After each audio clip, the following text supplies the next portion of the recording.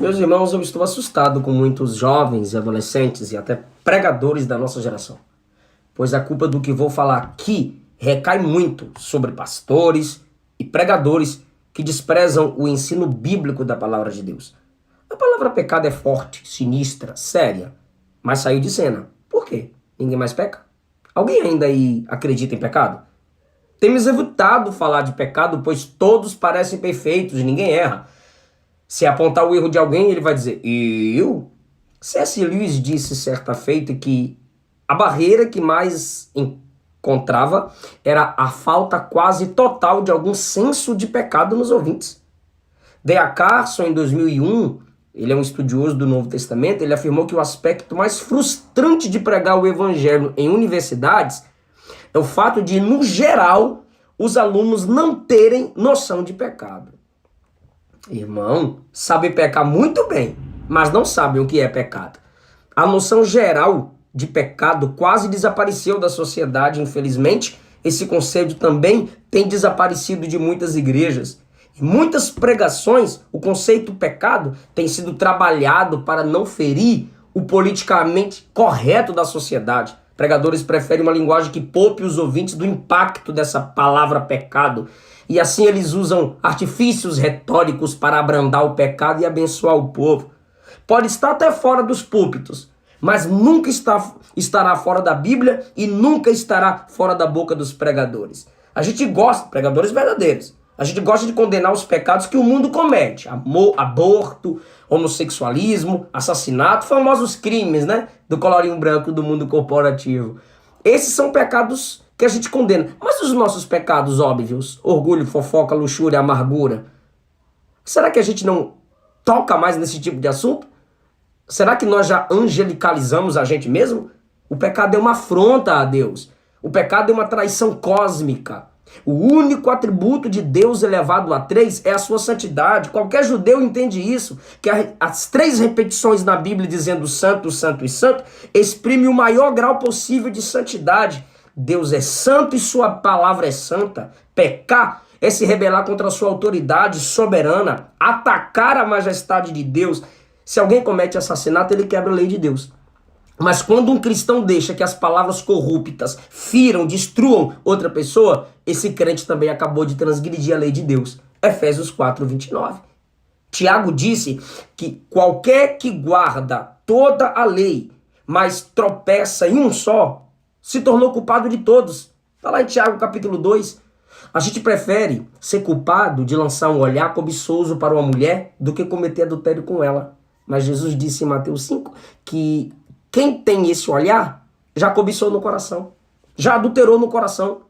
É melhor ter raiva de uma pessoa do que matá-la.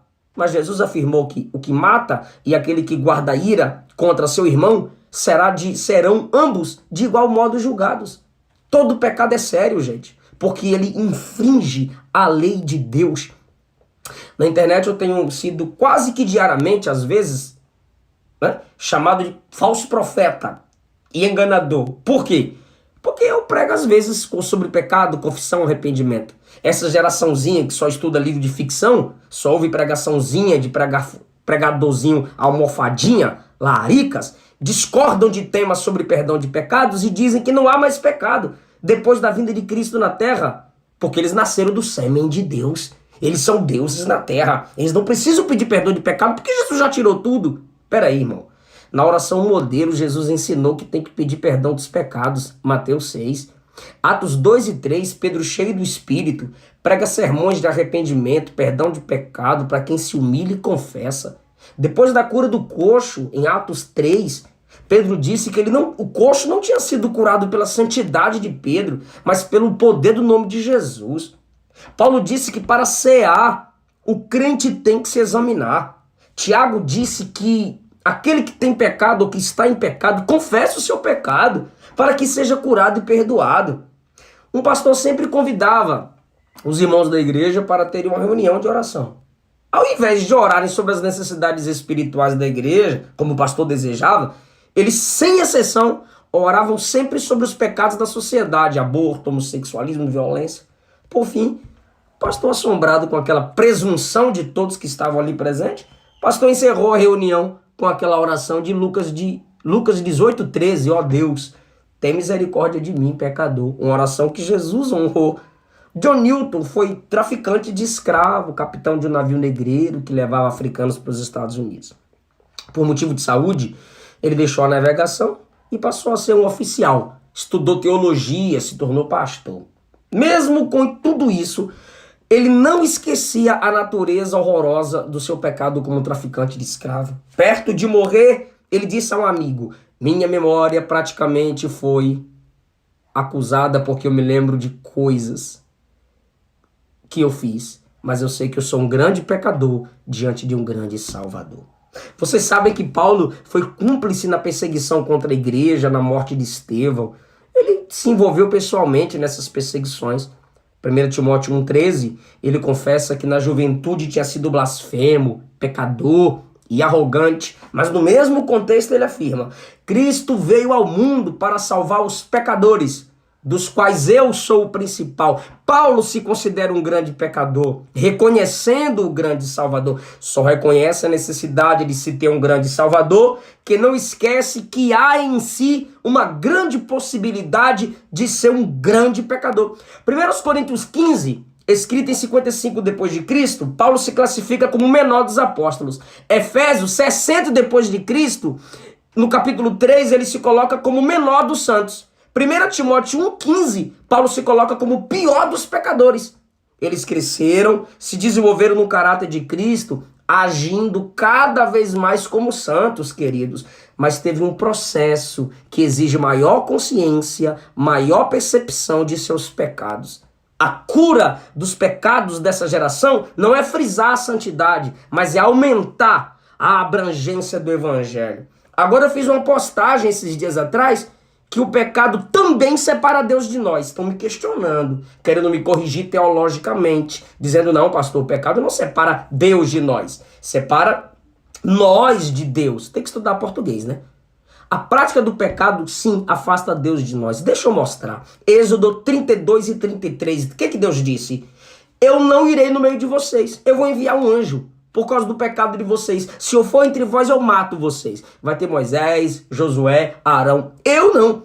Juízes 16:20. Não foi Sansão quem se afastou do Espírito Santo. Está escrito que o Espírito Santo abandonou Sansão. 1 Samuel 16:14. Não foi Saul quem abandonou o Espírito. Foi o Espírito quem abandonou Saul. No Salmo 51, Davi não teme seu afastamento, mas ele teme que o Espírito seja tirado dele sempre, ou para sempre.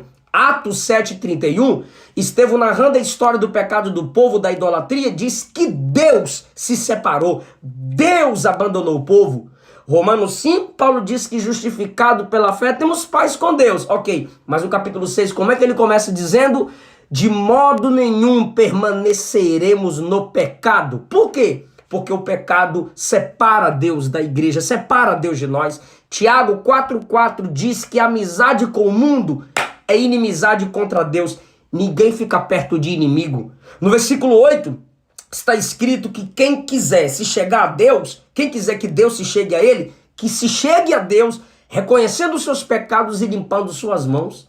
Apocalipse 2:5, o Senhor disse que se a igreja não se arrependesse, ela perderia seu brilho. E qual é o maior brilho da igreja? A presença de Deus. Deus está dizendo: eu vou me arrancar de você, eu vou me afastar de você. Apocalipse 21, a partir do 8. Covarde, traidor, os que cometem imoralidade, os assassinos, os que praticam feitiçaria, os que adoram ídolos, os mentirosos, vão para o lago de fogo, que é a segunda morte. E o que é a segunda morte, irmão? Total separação de Deus e da sua presença. Apocalipse 22:15.